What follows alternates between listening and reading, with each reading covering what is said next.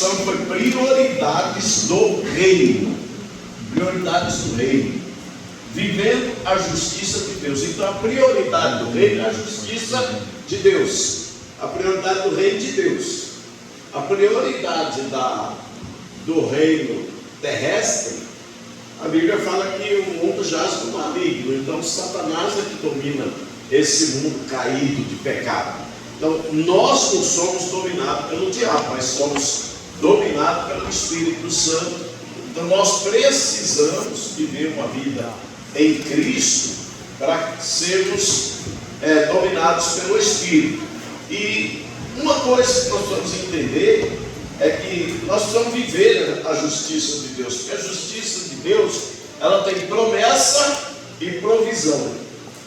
Então a promessa, aliás, ela tem uma promessa de provisão e uma promessa de paz. Olha, a pior coisa que tem é uma pessoa não ter paz. Ele pode até ter dinheiro. Eu conheço gente assim, inclusive a minha família, que tem dinheiro, mas não tem paz. Tem dinheiro e não tem paz. Agora, se você tem paz, eu tenho paz e não tenho dinheiro. E para mim está bom todo dia. Entende? Eu não tenho. Não tenho caderneta de poupança. Eu falo para a minha época que se Deus quiser correr tudo bem, o ano que vem eu me aposento com um salário mínimo. Em março do ano que vem. Se Deus quiser, ainda não mudar a lei, pastor. Eu acho que não muda por causa da eleição, né? Então, eu falo para ela que ela vai ter um salário mínimo quando eu partir. Ou o ano que vem.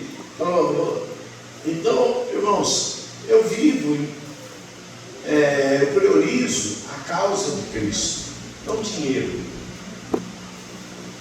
Então, eu não tenho recursos guardados. Eu acho que a maior injustiça que a gente pode cometer como pastor é meter a mão num dinheiro para pôr numa poupança pensando no futuro. Eu falo para vocês, se eu morrer na sarjeta, eu não trabalhei para Deus. Eu trabalhei para mim. Eu não acredito que Deus vai deixar eu na sarjeta. Entendeu? Eu não acredito nisso. Não tem nem esse medo, nem essa preocupação. Agora, olha bem, nós vivemos em uma sociedade que valoriza conquistas materiais e segurança terrena. Essa é a preocupação das pessoas. Mas Jesus nos ensina um caminho diferente. Buscar em primeiro lugar o reino de Deus e a sua justiça. Aqui, depois da justiça, vem a promessa. Então, às vezes as pessoas pensam que é só buscar o reino, orar, jejuar e estudar, mas também tem que buscar a justiça. E a justiça não é a nossa. A sua justiça é assim: se alguém falar uma coisa de você, você fala 10 dele. Se alguém pisar no seu dedinho do pé, você vai procurar pisar para a pessoa sentir uma dor maior do que a sua. Essa é a nossa justiça. Nosso padrão é de vingança, não é de justiça. Então, antes todas essas coisas, o Senhor acrescentar. Quais são essas coisas? Quais são essas coisas? São as coisas que estão no versículo 25, do capítulo 6 de Mateus, do versículo 25 até o versículo 33. Se você pegar no versículo 25, o Senhor começa separando as coisas ali. Opa, está melhorando o microfone, obrigado, me ajuda aí. Olha só, ele vai dizer no versículo 25, no versículo 19, ele diz: nós junteis tesouro na terra, onde a traça e a ferrugem tudo consomem, e onde os ladrões minam e roubam. Isso é o versículo 19. E dali por diante, Jesus vai dando uma orientação. No versículo 24, ele diz: ninguém pode servir a dois senhores, porque ou há de odiar um e amar o outro, ou se dedicará a um e desprezará o outro. Não podeis servir a Deus, todo 24, e a mamão. Não tem como. Então, a partir daqui agora, Jesus vai até o 33, falando sobre isso. E no 33 ele vai dizer para a gente buscar em primeiro lugar o reino, a justiça e todas as coisas que estão do versículo 19 até o 32, eles serão acrescentados. Tem que trabalhar, pastor? Claro que A tua prioridade é trabalhar ou é o reino? Quando você morrer, você vai ficar agarrado, você vai morrer e o teu patrão vai botar você lá no emprego, um caixãozinho lá atrás do lugar lá onde você trabalha, vai fazer um buraco lá da empresa, vai pôr você lá dentro, ou você está pretendendo ir para o céu? Você está pretendendo ir para o céu, a prioridade é o reino. Se a prioridade é o reino, você tem que buscar o reino. E buscar o reino dentro do padrão de Deus. A mensagem do rico está no YouTube. Vocês podem entrar lá. Eu boto ela nos grupos da igreja para vocês. Quem não veio domingo pode assistir ela inteirinha, ainda trabalhando, ouvindo ela 10 vezes, para você aprender o que Deus falou aqui.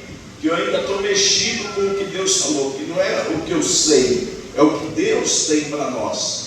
E aí então, irmãos, buscar em primeiro lugar o reino de Deus e a sua justiça, isso não é apenas uma ordem, porque é uma ordem. Ei, presta atenção, é uma ordem. Agora, essa ordem, ela vem acompanhada de promessa, provisão e paz. Provisão é isso aqui, ó. Todas essas coisas vos serão acrescentadas. Agora, uma pessoa que as coisas são acrescentadas, mas não tem paz na vida dele, que adianta, Giovanni? Só tem dinheiro, mas não tem vida. A vida é um inferno, porque não tem paz. Quem já provou isso? Eu já fui esse cara. Muita coisa que eu prego para vocês, irmãos, é experiência, vivência minha, que Deus vai me dando para encaixar minha vida dentro disso e trabalhando em mim. Agora, vamos lá. Primeiro item, para quem está com a folha. O que é a justiça de Deus? É dar a cada um o que merece. É isso. Justiça de Deus é dar a cada um o que merece. Não dá para mim explicar tudo aqui mais essa noite, senão eu vou repetir a mensagem inteira. Aí tem os textos bíblicos, né? O que você merece? Pergunta para mim, pastor, o que eu mereço? Pastor, o que eu mereço? Nada. Sabe por quê? A Bíblia fala que é graça imerecível. Não se sinta chateado, não. Eu fiz isso para vocês me ajudarem. O culto a gente participa. Graça imerecível. Nós recebemos de Deus a graça, perdão, salvação, através da vida de Cristo na cruz, o sangue derramado. E aí, então, a Bíblia fala que com Ele, o Senhor já nos deu todas as coisas. Então, tudo que você recebe de graça, é graça que eu e você não merecemos. Eu sou merecedor de nada, nem do perdão. É vontade de Deus. Olha lá o texto que a gente lê na Santa Ceia, que eu vou pregar sobre isso. Olha a Deus, Deus dá essa palavra para o pastor, porque eu tenho muita vontade de pregar nesse texto aí. Porque Deus amou o mundo, pessoas. Deus não amou cadeira, Deus não amou parede, nem caixa de som, pessoas. E deu o seu único filho, para que todo aquele que nele crê, não pereça, mas tenha a vida eterna. Pronto. Foi vontade exclusiva de Deus nos perdoar, nos salvar e nos perdoar e nos dar a vida eterna. Que é a vida eterna? É Jesus. Quando você recebeu Jesus na sua vida, você recebeu a vida eterna. Ela entrou dentro de você. Então agora vamos aqui para o segundo item. Como buscar essa justiça? Aquilo que mereço. Essa justiça é aquilo que eu mereço. O que eu mereço? Mas Deus quer me dar. E eu tenho que buscar. Agora, a obrigação é sua de buscar. E eu não vou entrar nos detalhes, tem vários textos, tá? Agora vamos para finalizar o texto, a mensagem. Os resultados de buscar a justiça de Deus. Então, prioridades do reino, vivendo a justiça de Deus. Espera aí, pastor. Para mim viver a justiça de Deus, eu tenho que negar a mim mesmo, eu tenho que renunciar muita coisa, eu tenho que dizer não para a minha própria vida. Olha o que o apóstolo Paulo fala para nós em Gálatas capítulo 2, se achar rápido aí pode ser, filho. Capítulo 2, versículo 20. Não vivo mais eu, mas Cristo vive em mim. Olha bem o que ele está dizendo. Já estou crucificado com Cristo. É mais profundo aí do versículo. Já estou crucificado com Cristo. Onde que Paulo estava se vendo, irmãos? Aqui, ó. Acabou. Não tenho direito. Eu tenho dever de estar em Cristo. Cristo morreu por mim, então estou crucificado com Ele. E aí ele vai dizer para nós: não, vivo não mais eu, mas Cristo vive em mim. Acabou. Não sou mais eu que vivo, Cristo vive em mim. Como, pastor?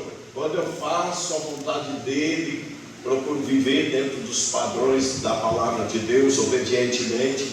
Aí ele vai dizer: e a vida que agora vivo na carne não é isso aqui, ó, irmãos, está vendo? Olha para mim, está vendo essa estrutura bonita aqui diante de vocês? Cheiroso diante de vocês? Ninguém dá risada, né? Todo mundo. Isso aqui não é carne, isso aqui é corpo. Agora, sabe o que é carne? Você está olhando para mim, está vendo o microfone na mão, um pendrive na mão, uma caneta de laser na outra, está vendo eu de camisa preta, está vendo a minha calça preta, você está me vendo. Isso é natureza humana. Isso é natureza humana. Isso é que a Bíblia chama de carne. Isso é a carne. Amém? Agora, o Espírito vai além. É aquilo que Deus deu lá no Éden a Adão, e toda a raça humana tem. Agora, estava morto, foi ressuscitado, foi revivificado por Cristo Jesus. Então Paulo diz: a vida que vivo na carne, ou seja, na minha natureza humana, não é no meu corpo, na minha natureza humana. Sabe o que é a natureza humana? Você está olhando para mim e está pensando alguma coisa aí.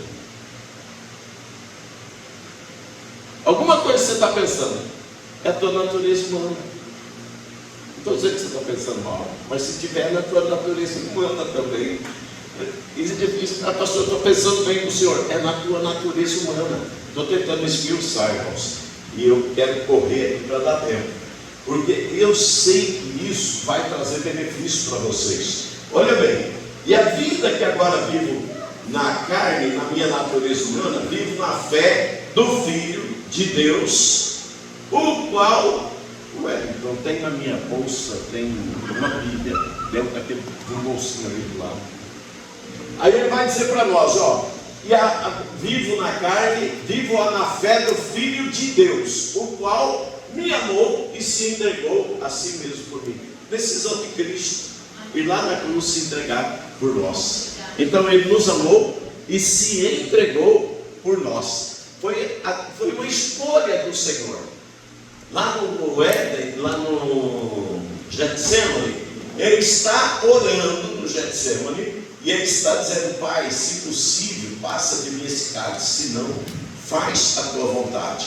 A escolha dele foi fazer a vontade do Pai. O cálice é que quando ele estivesse na cruz, que os nossos pecados caíssem sobre ele, haveria um momento de separação, porque o Pai não contempla o pecado. Então o Pai não olharia para o Filho nesse momento. Era o momento da separação. Esse é o cálice. Era o momento em que o Pai, olhando para o Filho, os nossos pecados estavam sobre o Filho, então o Pai não contemplaria o Filho nesse momento.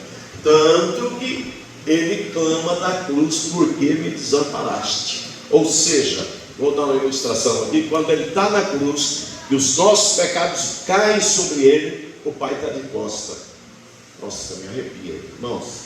Meu couro fica igual o couro de jacaré, arrepiado aqui, só de pensar isso. O Pai está de costa, porque ele não consegue contemplar o Filho com os nossos pecados. E é a hora que o Filho clama: por que me desamparaste? E no Getsemane, quando ele ora, passa de mim esse cálice, ela passa essa hora. Eu não quero passar. A hora mais dolorida para o Filho, para Cristo, Senhor nosso, era o momento da separação. E ele sabia que ele é Deus. Ele era Deus ali no Getsemane, ele era Deus na cruz, e ele é Deus. Então ele sabia tudo o que aconteceria com ele. E ele sabia naquele momento, o pai não poderia olhar para ele com os olhos normais. Era a hora da separação. Era a hora mais triste e terrível da dor.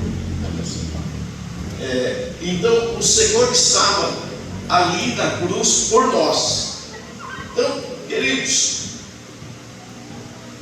nós precisamos viver essas prioridades do reino, vivendo a justiça. E o que é a justiça? É dar a cada um o que ele merece. Como buscar a justiça? Aquilo que eu mereço, eu tenho que buscar. Não é cruzar os braços assim, bom, Jesus já fez tudo por mim, agora eu não preciso orar, eu não preciso ler a Bíblia, eu vou no culto quando eu quero. Vocês lembram do vídeo que eu passei domingo à noite aqui? A pessoa que negocia o culto, vem quando quer, toma ceia quando quer, não está nem aí, não tem responsabilidade com a sua vida cristã. Então, irmãos, olha bem, como buscar a justiça? Aí tem aqui o caminho. Agora, os resultados de buscar a justiça, porque senão parece que Deus só faz cobrança, mas não. Deus, ele requer de nós, mas depois ele faz promessa. Amém? Agora, vamos pegar os resultados de buscar a justiça de Deus. Primeiro, provisão garantida. Deus supre o necessário. Mateus 6,33, a parte B. A parte B diz: mas buscar em primeiro lugar o reino de Deus, e não para aí, tem uma vírgula, e a sua justiça. Agora depois vem a promessa. Então, como buscar essa justiça? O resultado disso é as bênçãos. Quem quer ser abençoado aqui? Amém. Busca Deus. Busca Deus. Não adianta não ficar atribulado, vou falar sobre isso um pouquinho, aflito, angustiado, perturbado, por causa de problema, por causa de coisas dessa terra, por causa de dinheiro, por causa de dívida, por causa de compra, porque isso não resolve nada. O que resolve é buscar a Deus, porque olha a promessa. Eu vou, onde eu parar, vocês dão sequência. Mas buscar em primeiro lugar o reino de Deus e a sua justiça, todos. E todas essas coisas nos serão acrescentadas. Vamos pensar? Serão ou não serão? Serão. E se não for? Deus mudou? Não. A Bíblia é falsa? Não. Deus está nos enganando? Não. Onde está o erro? Em nós. Então tem que consertar o que está errado. Quando o carro está com problema, você não leva na oficina? O mecânico consertar? Quando você está com problema, não vai no médico? O médico consertar o teu problema? Não é assim? Agora a gente está com um problema espiritual. Porque se eu tenho a promessa, eu tenho que tomar posse da promessa. E espera aí que ainda vem mais nessa sequência de coisas. Eu vou ministrar a vocês sobre o caráter de Deus. O pastor Rodrigo ministrou aqui outro dia, dizendo que você tem que confiar no caráter de quem fez a promessa. Você já viu que alguém já te prometeu alguma coisa e não conseguiu cumprir? A pessoa promete, não consegue cumprir. Ou não cumpre porque não quer, ou não cumpre porque... ou não consegue cumprir. Um desvio de caráter. Ou uma falha humana. Agora, Deus tem esse problema.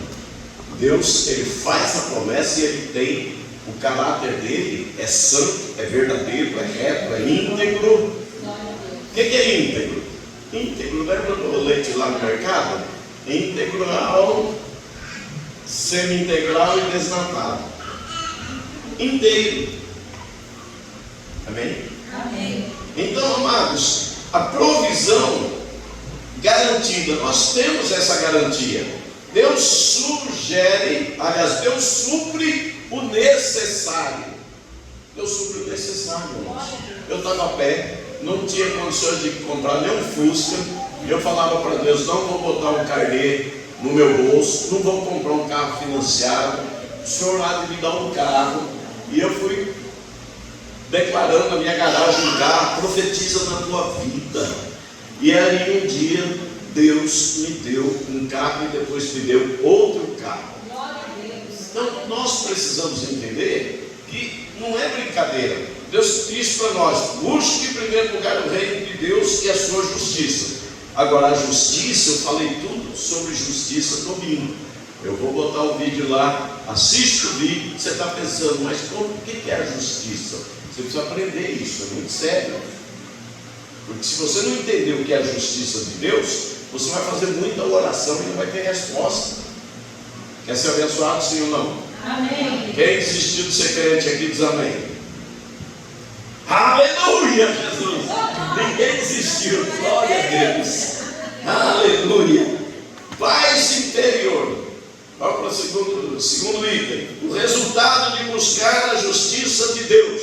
Diga aí comigo. Paz interior. Paz interior. Isso. Ó, paz interior é viver sem ansiedade. Viver sem ansiedade. Filipenses capítulo 4, versículos 6 e 7, meu lindo. Rapaz, eu tinha cavanhaque. Agora eu não deixo que a irmã Edna disse que está branca a minha barba. Não ia deixar também. Olha lá. Vamos para a Bíblia, gente. 1, 2 e já. Não sejais inquietos por coisa alguma. Antes as vossas petições sejam em tudo conhecidas diante de Deus, pela oração e súplicas, com ação de graça. Vamos parar aí. Segura aí, agora. Não estejais inquietos por coisa alguma. Imagina que você está aí na cadeira confortável, pastor Pedro, e vê um formiguinho e morde logo, dá uma picada aí na tua perna. Aí você. E todo mundo começa a olhar para o que está acontecendo com o Giovanni. Uma formiguinha que picou a perna dele, está incomodando. Inquietação. Você já viu uma pessoa inquieta dentro de casa? No trabalho? Ou em qualquer outro lugar? Ela tira a paz dos outros. Ela não tem paz e tira a paz dos outros, porque ela está inquieta. E o Senhor está dizendo: não estejais inquietos. Quando você encontra um não na Bíblia e você age errado, é pecado. Ó, não adulterarás, não matarás, não fale mal dos outros, dirás falso testemunho, não cobiçarás, não qualquer outra coisa. Não é não. Então ali, ó, não estejais inquietos por coisa alguma. Pastor, se eu quiser me inquietar, o problema é seu. Fique inquieto, se coce com o teu problema. Mas por que você sofre? Porque é pecado. Toda vez que você peca, você sofre. E o sofrimento. E aí, às vezes, a gente externa esse sofrimento para outras pessoas. Quem está do teu lado sofre também. Às vezes a pessoa fala: por que você está com essa cara? Ah, deixa a minha cara. Né? Não tem gente assim? Mas por que está acontecendo com você? Ah, nada. Sempre o problema é os outros. Você já viu que a pessoa, quando ela está errada, sempre os outros são culpados do fracasso dela, dos erros dela? E ele vai dizer: ó, por coisa alguma. Por alguma coisa você pode até se inquietar. Por exemplo, tem alguém que está enfermo na família. Isso aí causa uma inquietação na gente, porque a gente quer ver a pessoa curada, sim ou não? Sim. Agora, o Senhor não está dizendo por alguma coisa, Ele está dizendo por coisa alguma, ou seja, não se inquieta. Pastor, mas se tiver uma pessoa enferma, o que eu faço? Você ora, confia em Deus e descansa. Se o médico não puder resolver, você também não pode. Então não adianta você se inquietar. Está me entendendo? Amém. Então agora ele vai dizer: antes as vossas petições sejam em tudo conhecidas diante de Deus. Que jeito? Em oração e súplicas com ação de graças. Não vou traduzir tudo isso agora porque é muita coisa. Senão eu sei que vou pegar outros caminhos, mas eu posso falar disso numa outra aula, num outro culto. Pela oração e súplica, suas inquietações devem ser levadas diante de Deus. O apóstolo Pedro, no capítulo 4, versículo 7, ele diz assim: não andeis ansiosos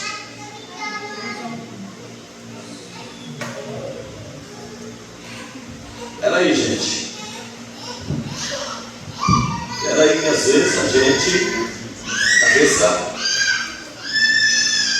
cansada também falha. A Bíblia não falha, tá? É 5:7. 5:7. O que diz? Vai colocar lá. Cadê os crentes? Me ajuda. 1 Pedro 5:7.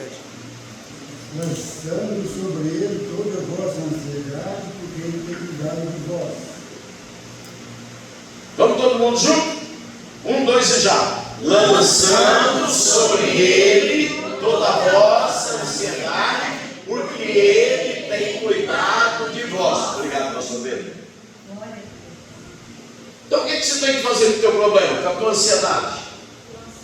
E aí como é que a gente lança? Quando a pessoa está ansiosa, está com agonia, ele nem para orar. Pastor, mas eu não devo ficar ajoelhado, senta até o popó ficar quadrado, mas fala com Deus. Senta, vai para dentro do quarto, senta no chão, vai lá para o canto, entra debaixo da cama, deita. Mas fala com Deus, lançando sobre ele toda a vossa ansiedade, porque ele tem cuidado de vós. Deus tem cuidado de vocês. Deus tem cuidado de Fernando. Deus tem cuidado do Luciano. Deus tem cuidado, Maria. Deus tem cuidado, Giovanni. Deus tem cuidado, Davi. Você nem tem lançado sobre ele, amigo. Tem sim, eu sei. Deus tem cuidado de nós. Deus tem cuidado de nós. Agora, se tu está orando, eu não sei. Se tu não está lançando sobre ele, é problema teu. Tem muita coisa que está ficando perdida no meio do caminho que Deus queria fazer, mas não faz porque não ouve você. Irmãos, olha, quando Jesus chega, vai passando por Jericó, tem um cara lá cego. Jesus, todo mundo manda o cara se calar, e ele gritando, e Jesus para e diz: traz ele. Jesus sabia que ele era cego. Jesus pergunta: o que você quer que eu faça? Eu quero ver. Deus queria ouvir ele. Jesus quer ouvir você. Quando Jesus chega lá no tanque de Betesda, onde tem aquele camarada aleijado lá há 38 anos, e está lá naquela cama aí, esperando as águas se movimentar para ele entrar, Jesus chega lá do lado dele e pergunta para ele: o que você precisa? O que você quer? E ele fala, ao invés de ele falar logo, eu quero ser curado, o que ele fala? Não tenho outro, ninguém que me põe no tanque. Sabia que às vezes nós somos assim? Não tem ninguém que me ajuda, não tem ninguém que ora para mim, mas não tem. Gente, Jesus ele quer ouvir eu e você. Por isso que ele lança sobre ele toda a vossa ansiedade, porque ele tem cuidado de vós. E agora nós vamos para cima do versículo Filipenses 4:7, que vai dizer: e a paz de Deus, olha aí, provisão de paz. Depois que você viaja pelo versículo 6, volta nele, Giovanni, seja rápido aí. Não estejais inquietos, para de se inquietar por coisa alguma. Antes, vossas petições sejam de tudo conhecidas diante de Deus pela oração e súplica com ação de graça. Ação de graça, seja agradecido. Tu está vivo? Amém. Quem está vivo aqui diz amém. Amém. Agradece a Deus que você está vivo. Agora, a sua boca, agradece a Deus que você está vivo. Será que você agradeceu hoje pela noite de sono, pela casa que você mora, pelo café da manhã, pela comida que você comeu no almoço? Pastor, eu não comi no almoço, só comi o pastel. Agradeceu pelo pastel, pelo copo d'água que você tomou, pelo cafezinho que você tomou? Mas pastor, tem que agradecer por tudo. Jesus agradecia. Tendo tomado pão, deu graça. Então a gente tem que seguir o exemplo do nosso mestre. Agora olha o que ele vai dizer, 7.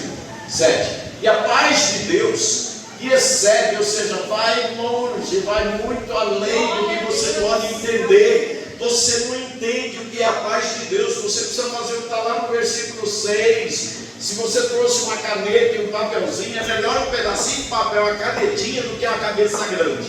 Porque o cabeçudo amanhã ele esquece, ele não lembra o que foi pregado hoje. Mas uma canetinha, um pedacinho de papel, você anota. Olha o que ele vai dizer: que a paz que excede todo entendimento humano. todo entendimento, ou seja, nossa mente não consegue entender o que é essa paz. Ela vai muito além da nossa compreensão. Guardará os vossos corações e os vossos sentimentos em Cristo. Guarda o teu coração, a paz de Deus vai guardar o teu coração. Você vai ter sossego na tua vida. Teu coração está guardado com a paz. E os teus sentimentos, vontades e emoções estão guardados em Deus. E se não estiver guardados em Cristo, pode ter certeza que tua cabeça vai ficando igual um formigueiro. Já viu um formigueiro? Formiga andando para tudo quanto é lado? Como diz o Claudio White, uma caixa cheia de fio descascado, dando curto-circuito. Mas qual é a orientação de Jesus no capítulo 6 de Mateus, no versículo 6? Joga lá, meu filho, por gentileza. Vocês vão ler num todo só, porque eu estou terminando, viu, irmãos? Vocês estão vendo no Espírito, mas a mensagem de hoje é curta. O que diz? Vamos lá? Mas tu, quando orares, entra no teu aposento e fechando a porta, ora a teu Pai que vê o que está oculto, e teu Pai que vê o que está oculto te recompensará. Glória a Deus. olha o que Deus está falando para nós. Mas tu, quando orares, entra no teu aposento. Imagina eu aqui, ó, escondidinho. Tem que ser meio teatrólogo, meio artista, né, para ajudar a compreensão. Aí ele diz assim, ó, fecha a porta, se esconde e ora ao teu Pai que está oculto. É o secreto, irmão. Você vê muita gente aí dizendo, não, entra no secreto com Deus. Entra, ora ao teu Pai que vê o que você está oculto. Você está escondidinho, mas Ele te vê. E o teu Pai que vê o que está oculto te recompensará. Ele sabe o que você está falando lá no culto de oração. É o secreto. Entra lá, camufla lá. Por que, pastor, que eu tenho que fazer isso? Sabe por quê? Para você ter comunhão com o Pai. Desligue esse miserável desse celular, para ele não ficar lá.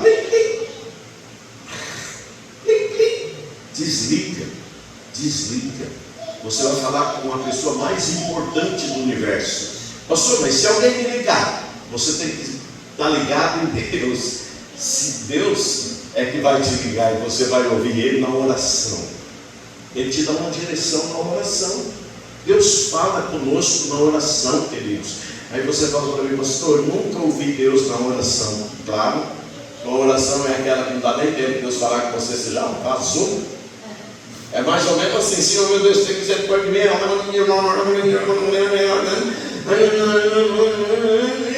em nome de Jesus, amém, vaza. Deus vai falar com você como? Não vá, não dá mais ali. Não é brincadeira, irmãos, eu estou brincando com vocês, mas a coisa é séria, sabe? Quando você aprende isso, servir a Cristo é uma vida maravilhosa. Servir a Cristo, a vida fica leve. Você não é obrigado a nada. É tudo escolha e decisão. Quem planta, planta na oração, planta na obediência. Faz o que a palavra está ensinando. Vamos lá para o versículo 7 e 4. Filipenses 4. E a paz de Deus, que excede todo o entendimento, a compreensão humana, guardará os vossos corações. Quando a Bíblia fala de coração, fala de mente. Uma cabeça cheia de minhoca, cheia de formiga, fervendo. Tem gente que se tirar a tampinha aqui da cabeça, sai fumaça, sei lá, sai fogo, que está pegando fogo. Tanto pensar, Marta, tanto pensar, Fer. Não estou falando que é vocês, amém? Tanto pensar. Pensar resolve alguma coisa?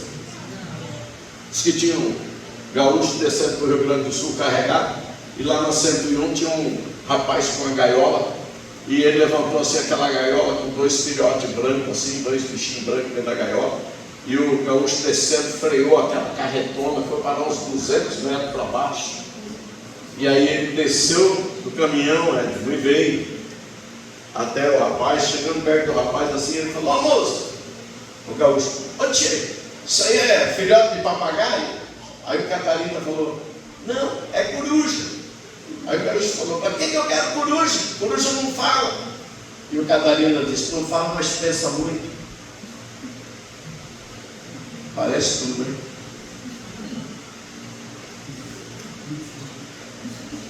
Sabe a coruja? O senhor já viu? Doutor, ela fica ali, ó. De vez em quando ela dá uma virada, dá outra virada. Nossa, parece bobagem, mas esses exemplos bobinhos que eu dou para vocês falam muito. Um dia eu me lembro aqui que eu preguei uma mensagem e eu falei sobre o cavalo de charrete ou de carroça. Que o cavalo de carroça ele para, dobra um pé assim, ó, e derruba o eixo quando a carroça está parada na sombra. Pode prestar atenção. Até hoje tem um irmão, quando ele me encontra na rua, ele fala, pastor, não esqueça aquela mensagem, por causa do cavalo de carroça. Ele se viu dentro daquela mensagem. Então esse exemplo bobinho faz a gente pensar. Coruja não fala, mas pensa muito. Então não adianta a gente pensar, porque ó, coração, mente, cabeça, os vossos sentimentos em Cristo. Deus quer guardar os teus sentimentos. Nossa, um sentimento ruim, parece, oxi, vai para o quarto orar. Vocês já tiveram isso, né? Ele também. Pastor Pedro, não. Gente, não é brincadeira. Agora vamos aqui. Deixa eu falar uma coisa para vocês. Sabe o que é viver sem ansiedade? Não sei, pastor. Falta de controle dos pensamentos. Quer ver quando a pessoa pensa que tem alguém pensando alguma coisa dele? Pastor, sabe? Jesus, gente, guarda isso no teu coração. Eu acho que é Atos capítulo 17, não tenho certeza. Mas a Bíblia vai dizer que nós pecamos. Não é Jesus que falou isso. Nós pecamos por atos, palavras e pensamento. A pessoa pensa que tem alguém pensando mal dela. E ela já começa a desenhar um filme. Pode deixar. Se o miserável falar alguma coisa para mim, eu vou falar isso. Aí só. Sabe por quê? Porque a pessoa desenvolve no pensamento, vai ficando angustiado, ansioso, para falar tudo que está na mente, coração, mente. Você pensa aqui. E a vontade é de falar um monte de coisa. Agora, olha isso, queridos. Ansiedade, viver sem ansiedade, é falta de controle dos pensamentos. Ou seja, ansiedade é falta de controle dos pensamentos. Então, como que eu vivo sem ansiedade? Controla o teu pensamento. Que jeito, pastor? O Espírito Santo te ajuda nas nossas fraquezas. Se enche do Espírito de Deus. Olha, eu já fiz isso muitas vezes aqui, mas hoje não estou com os copos aqui. Mas imagina, eu estou com esse copo por aqui de água. Se eu pegar aquela jarra e começar a pôr água aqui dentro, vai encher e vai transbordar, certo? Se enche do Espírito Santo.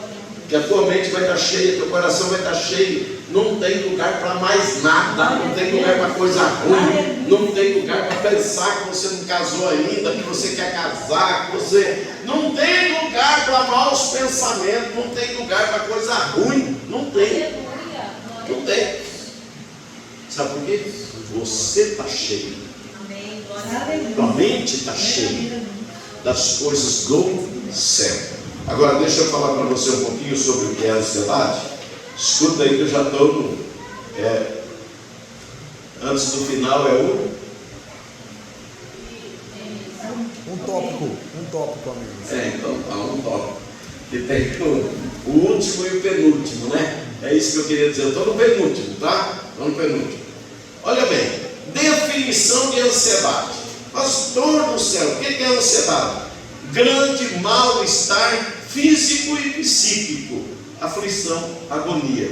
Pastor, físico e psíquico, não entendi nada disso. Psíquico, está falando da psique, está falando da mente, essa cabeça, bate aí na tua cabeça aí, o que tem dentro, essa cachola, essa massa cinzenta que está aí dentro. Então, olha, definição de ansiedade: grande mal-estar físico e psíquico, aflição, agonia. Psíquico, pastor, o que é? Relativo à mente, relativo à alma o espírito humano e a mente. O espírito humano ele é vivificado quando aceitamos a Cristo, e Cristo veio morar em nós e trouxe para nós o Espírito Santo. Amém? Amém. Se o Espírito Santo está em você, pode controlar a tua mente, porque Paulo diz à igreja de Corinto que nós temos a mente do Espírito, temos a mente de Cristo. Por quê? O Espírito Santo é o Espírito de Deus, é o Espírito de Cristo, é o Espírito Santo, e ele habita em você e em mim. Então nós temos essa mente. O que nós estamos fazendo conosco? Sabia que nós estamos se envenenando com os problemas do dia a dia? Estamos se envenenando com as nossas ansiedades, com as nossas aflições, com as nossas agonias, com os nossos medos. Se nós gastássemos mais tempo em oração do que pensando, nós teríamos um resultado muito maior. Todas essas coisas não seriam acrescentadas. Louvado seja Deus. Estão entendendo? Sim ou não? Amém. Não sei se Deus está falando com você. Olha bem, grande mal-estar físico e psíquico. Psíquico fala de alma, espírito e a mente, ou seja, comportamento do indivíduo, ou doença que afeta tanto o corpo quanto a mente. Sabe de onde vem câncer de útero e câncer de mama? Principalmente, tem outros, mas principalmente esses dois cânceres, é doença psicossomática. Teve uma época que eu ministrei 10 aulas aqui sobre doenças psicossomáticas. Pastor, que palavrão é esse? Psicossomática. É doença somatizada pela mente. Somatizada pela mente. Você começa a viver um tempo de aflição, de angústia, de agonia, de ansiedade. Sabe onde vai explodir isso? No teu físico, no teu corpo. Verdade, pastor? Eu tive 3 anos e meio em depressão aqui. Eu orava pelos outros, Jesus curava os outros, e eu aqui em depressão. Não conseguia pregar. Todo culto tinha alguém para pregar, eu ia alugando o pregador de um lado e de outro, porque a igreja não podia parar, eu estava aqui. Eu dirigia todos os cultos, mas eu não conseguia pregar, minha mente estava cinzenta, fechada. Aí a depressão veio. Doença de Crohn, que é uma inflamação que dá na garganta até no ânus, qualquer parte do corpo pode matar. E eu tive pressão alta. 3 anos e meio enfiado em depressão, pressão alta e doença de Crohn. No dia 5 de dezembro, eu vim para a igreja depressivo. Saí daqui da igreja, deitei e acordei curado no dia 6 de dezembro de 2009. Nunca mais tomei remédio para pressão, nunca mais tive fazer tratamento para a doença de Crohn, e nunca mais eu tive depressão. Joguei tudo os remédios dentro do vaso. Gabriel, meu neto, ele não está aqui. Vocês podem perguntar para ele quem conta para vocês. Ele viu. Eu dizia assim: glória a Deus, estou curado, porque eu nunca tinha visto nos últimos 3 anos o dia que eu vi. O dia 6 de dezembro foi o dia mais lindo que eu vi nos últimos 3 anos naquela época. Desde 2006, irmãos. Eu morava aqui, daqui mudamos ali numa casinha ali na Rússia, depois mudei ali embaixo, perto da Sabesp. E aí fiquei doente. E 3 anos e meio nesse sofrimento. Então, o comportamento do indivíduo, ou doença que afeta tanto o corpo quanto a mente. O meu corpo foi afetado pela doença de Crohn e a pressão alta. E a minha mente pela depressão, que ela está com o sistema nervoso central. E o pior, irmãos, que ainda tem uns fofoqueiros que vêm e contam as coisas para a gente. Aqui na igreja tinha gente que falava assim: mas depressão não é do diabo. Então qual é a impressão que dá? Que o pastor estava endemoniado, né? Mas eu estava aqui orando. E eu me lembro que uma vez eu estava nessa escada e estava o presbítero Eliseu ali, não esse último que teve aqui, o outro. E vi um cara grandão aqui, Elcio, o nome dele. E ele vinha na fila, meu Deus do céu, Jesus manda ele lá para o Eliseu. Manda ele para o Eliseu. E eu já sabia que ele ia endemoniar. E o cara era grande. Eu aqui no degrau, eu tive que erguer a mão para pôr na cabeça dele, pastor Pedro. Ele só sem demônio, se ele ficasse bravo, já corria, imagina endemoniado. Quando eu levei a mão assim, eu não achei mais nada, só escutei a pancada da cabeça dele aqui, ó. Pum! Eu olhei assim, botei a mão, falei: demônio, pega toda a sua bagagem, sai da vida desse homem agora. sai em nome de Jesus. E ele ajoelhou assim: onde que eu estou? Eu falei: você está na igreja, Nelson. Levanta aí, meu filho, levanta. Para assim, ele chorou, fez a confissão de pecado, aceitou Jesus, mas ele permaneceu. Ele tinha os altos e baixos dele. Mas eu queria que Deus mandasse para lá, porque eu achava que, do jeito que eu estava, como é que eu estava feio na foto, e os outros ainda pensando que eu tinha demônio. Então você imagina as lutas, né, que o sujeito enfrenta, mas sempre confiante em Deus. Então, irmãos, definição de ansiedade. O senhor estava no dia menos crente escutando expulsão do demônio. Você entendeu? Menos crente na sua cabeça. Na minha cabeça era o pior dia para mim. Olha, grande mal-estar físico, psíquico, psiquiátrico, seja lá o que for, aflição, agonia, relativo à alma, ao espírito e à mente. Esse espírito não é o Espírito Santo, é o espírito humano. Aquele que precisa de Jesus, precisa de perdão, porque senão ele desce e não sobe. Comportamento do indivíduo, doença que afeta tanto o corpo quanto a mente. Desejo veemente e impaciente. Já viu o impaciente no ponto de ônibus? Eu acho que vocês já viram. Tem 5, 6 pessoas lá no ponto de ônibus sentadas. E tem um impaciente, ele está em pé. Todo arrumadinho, mão no bolso. E ele, toda hora ele olha para a rua e olha no relógio. E de vez em quando ele olha um pouquinho assim, nossa, esse ônibus está demorando, né? O pessoal, tá. E ele dá uma olhada no relógio, olha para a rua, aí ele está até lá, e ele está preocupado, e aí daí a pouco ele volta para cá. Aí tem alguém que olha para ele e fala: está demorando, né? Tá. Daí a pouco ele chega, encosta, todo mundo entra no ônibus e ele entra também. Era necessária aquela tribulação, aquela perturbação, aquela mente impaciente? Não, não era necessário. Então, essas coisas vêm porque a pessoa, antes de se guardar em Deus, Filipenses 4, faz assim, 4.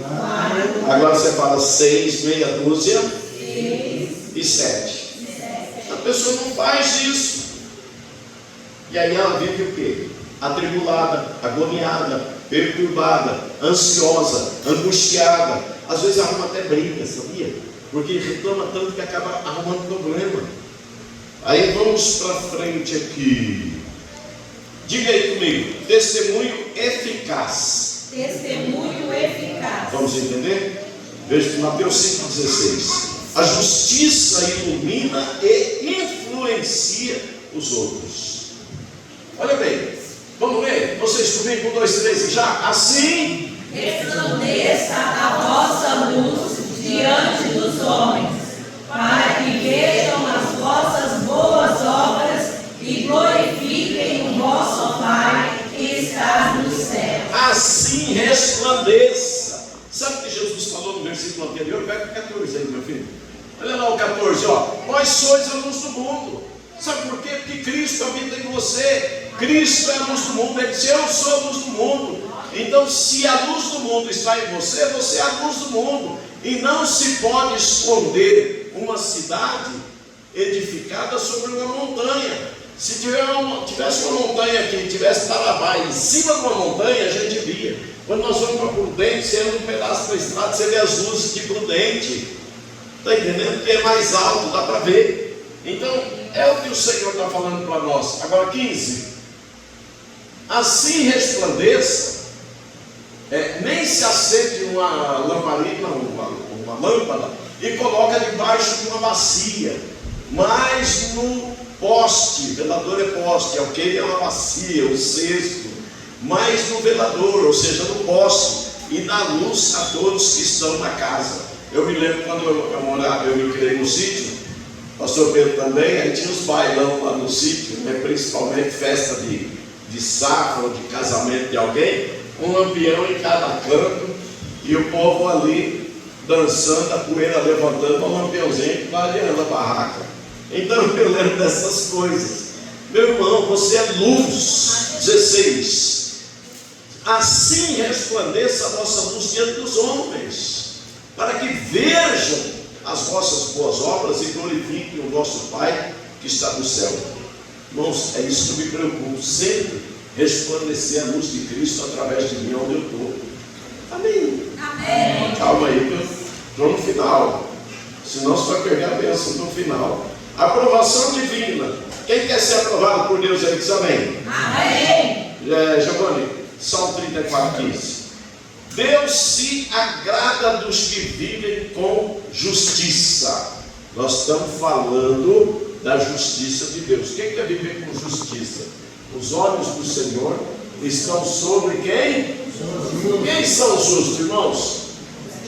São aqueles que foram justificados pelo sangue derramado na cruz.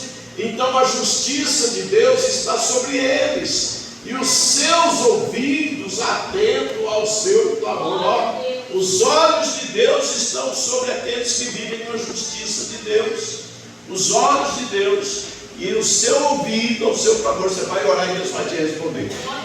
Aleluia. Sabia que tem muita gente que ora igual o outro que reza terço, mas nunca muda a vida, está sempre no mesmo lugar?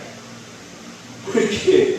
Porque reza terço e a Maria não resolve o mundo da vida de ninguém. Então, os olhos do Senhor estão sobre o justo. Quem é o justo? Diga eu. Você foi lavado por sangue de Cristo?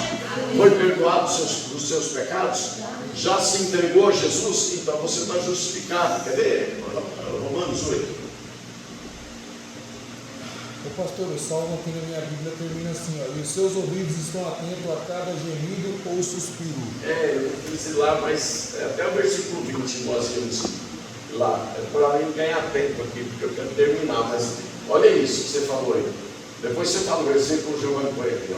Olha agora. Portanto, agora nenhuma condenação há para os que estão em Cristo Jesus. Ou seja, você está justificado.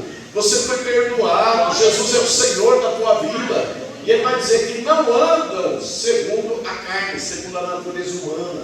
Você está andando segundo o teus pensamentos, teu estilo de vida é segundo os teus pensamentos, a maneira de viver, ou você está andando pela direção do Pai, Filho, Espírito Santo e a Palavra? Não ando segundo a carne, mas segundo o Espírito. E aí é o Espírito de Deus. Qual que é o Salmo 34:15. Eu ia até o 20, está marcado aqui, mas não fui. Depois quando você fizer o PowerPoint, você pode ir até o 20. Olha aí o que diz, 34:15, aonde ele está lá? Aqui está dizendo assim, ó: o Eterno está sempre de olho em seus amigos, e os seus ouvidos estão atentos a cada gemido ou suspiro. É uma tradução. Qual é? Essa é a mensagem. Sabe o que significa isso? Seu gemido? Sabe aquele dia que você está? Ai meu Deus! E Deus está atento a você. E Ele está dizendo que os olhos do Senhor estão sobre os seus amigos. Quem é o amigo de Deus? É aquele que já foi perdoado, é aquele que crê. Abraão foi chamado de amigo de Deus, porque Abraão cria em Deus. Então, se você for amigo de Deus, você vai orar, você vai gemer, você vai chorar, você vai falar, Deus vai te responder. Amém. Amém ou não amém? Amém. Conclusão. Presta atenção. Buscar a justiça de Deus é viver com prioridades espirituais. Quais são as tuas prioridades? Estou fazendo você pensar. Prioridade espiritual é ler a Bíblia, é orar, é obedecer. Sabe o alfabeto do crente, o abecedário? O abecedário tem 23 letras. O do crente tem 4. Faz assim. Diga comigo. O, B, D, C. Pronto. 4 letrinhas no alfabeto do crente. E aí nós vamos para esse texto. Buscar a justiça de Deus é viver com prioridades espirituais. É confiar que quando colocamos Deus em primeiro lugar, tudo o mais será cuidado por Ele. Quando colocamos Deus em primeiro lugar na nossa vida, ou seja, pensa bem, quero botar uma clareada assim. O que você for fazer, você tem que pensar, isso glorifica a Deus? O que eu estou falando glorifica a Deus? O que eu vou fazer glorifica a Deus? O que eu estou fazendo, Deus está sendo glorificado? Você vai sempre pensando se aquilo está agradando a Deus. Amém? Amém. Desafio final. Reavalie hoje suas prioridades. Pensa, quais são as tuas prioridades? Faz uma avaliação, analisa isso das prioridades. Pastor, mas eu tenho que trabalhar, eu tenho que comprar, eu tenho que vender, eu tenho que isso, tenho, e eu tenho que dirigir a igreja, eu tenho que cuidar de vocês, eu tenho isso, tenho aquilo. Mas se eu não me encher de Deus, nem vocês querem eu aqui. Eu vou falar o quê? Papagaio ficar repetindo a mesma coisa. Vocês já viram que cada pregação minha é uma história diferente, que Deus me dá uma revelação diferente? Então eu tenho que fazer isso. Eu não sou melhor do que os irmãos, e os irmãos vejam que eu sou um ser humano fraco igual vocês, que depende de Deus. Nós somos ser dependente. Quer ver? A Manu está ali, ó, de olho na Gabi. E ela depende da Gabi. Basta ela dizer assim, a Gabi já está pegando ela ali. A criança depende do pai, depende da mãe. Então, irmãos, você está buscando primeiro a justiça de Deus? Está buscando primeiro a justiça de Deus? Ou correndo atrás das outras coisas? A justiça é o reino. Prioridades do reino, vivendo a justiça. Então, o que é justiça? É dar a cada um o que é direito, o que merece. Deus sabe que você precisa. Na oração do Pai Nosso, Ele diz: o nosso cada dia dai-nos hoje. Jesus ensinou a gente a orar assim: ora o Pai Nosso todo dia, 20 vezes por dia. Não tem problema, não é pecado. Coloque Deus no centro e experimente a fidelidade dEle. Deus é fiel? Amém. A gente não diz que Deus é fiel. Amém. Tem pessoas que até podem começar com um decalquezinho no carro. Deus é fiel. Deus é fiel. Agora nós precisamos entender se nós somos fiéis. Bota Deus no centro da tua vida e prove a fidelidade dele, a bondade dele. Amém.